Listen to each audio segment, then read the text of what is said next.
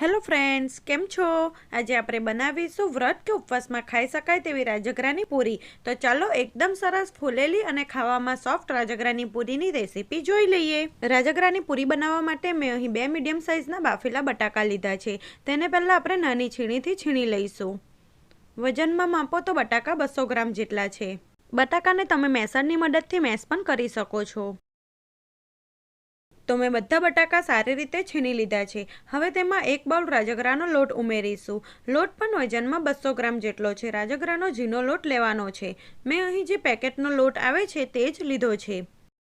હવે આપણે તેમાં સ્વાદ મુજબ મીઠું નાખીશું. તો અહીં મેં 1 ચમચી જેટલું સિંધુ મીઠું લીધું છે. સાથે જ તેમાં 1 ચમચી જેટલું તેલનું મોણ નાખીશું. પછી તેમાં અડધી ચમચી જેટલો મરી પાવડર નાખીશું. સાથે જ તમે શેકેલા જીરાનો પાવડર અને થોડાક લીલા ધાણા પણ નાખી શકો છો.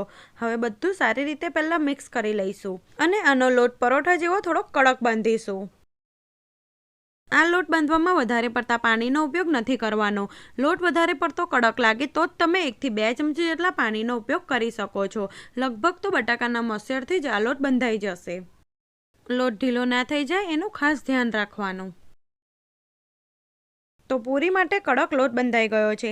મને 1 ચમચી જેટલા પાણીની જરૂર પડી હતી. પછી અડધી ચમચી જેટલું તેલ લઈશું અને લોટને સારી રીતે સરખો કરી લઈશું. આ લોટ બંધાઈ જાય પછી તેમાંથી તરત જ પૂરી બનાવી લેવાની. લોટને આપણે રહેવા નથી દેવાનો. તો તરત જ આપણે પૂરીની સાઈઝના લુવા બનાવી લઈશું. તો આ જ રીતે આપણે પહેલાં પૂરી માટે બધા લુવા બનાવી લઈએ. તો પૂરી માટે લુવા બનીને તૈયાર છે. આટલા માપમાંથી 12 થી 15 નંગ જેટલી પૂરી તૈયાર થાય છે. હવે પાટલી લઈ તેની ઉપર થોડુંક તેલ લગાવીશું અને આ રીતનું પ્લાસ્ટિક લઈ તેની ઉપર પણ થોડુંક તેલ લગાવીશું.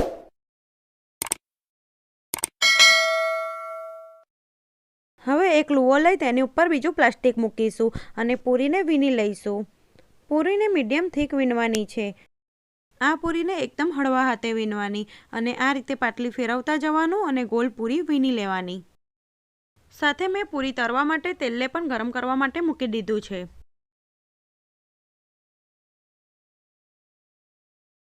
તો તમે જોઈ શકો છો અહીં આપણી પૂરી એકદમ સરસ વીણાઈ ગઈ છે. આ રીતે પૂરીને મીડિયમ થીક વીણવાની, વધારે જાડી પણ નહીં અને વધારે પાતળી પણ નહીં.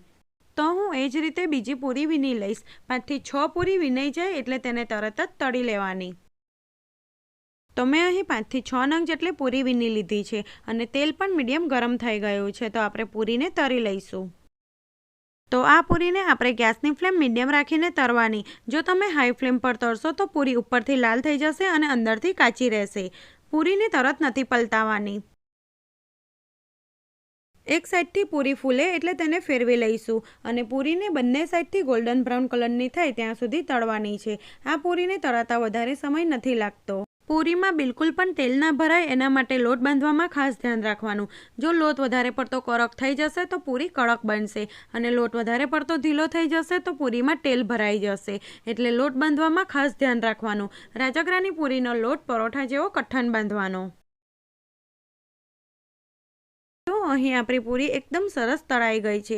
આપણે તેમાંથી વધારાનું તેલ નિતારીને એક પ્લેટમાં લઈ લઈશું. જો તમે લોટ બાંધવામાં થોડુંક ધ્યાન રાખશો તો તમારી પૂરી પણ એકદમ સરસ બનશે. તો એ જ રીતે આપણે બીજી પૂરી તળી લઈએ.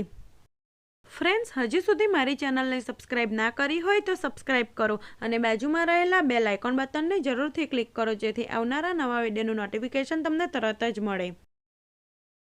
અને તમે જોઈ શકો છો આપણી પૂરી ફૂલીને દડા જેવી થાય છે. તો હું આ જ રીતે બધી પૂરી તળી લઈશ. તો અહીં ફૂલેલી અને ખાવામાં સોફ્ટ રાજગરાની પૂરી બનીને બિલકુલ તૈયાર છે. આ પૂરીને તમે ફરારી બટાકાનું શાક, શ્રીખંડ અને સાબુદાણાની ખીર સાથે સર્વ કરી શકો છો. તો તમે પણ એક વખત આ રીતે ફરારી રાજગરાની પૂરી જરૂરથી ટ્રાય કરજો અને તમારી પૂરી કેવી બની તે મને કોમેન્ટ કરી જણાવજો. રેસીપી ગમે તો મારી ચેનલને લાઇક, શેર અને સબસ્ક્રાઈબ કરજો. Thanks for watching.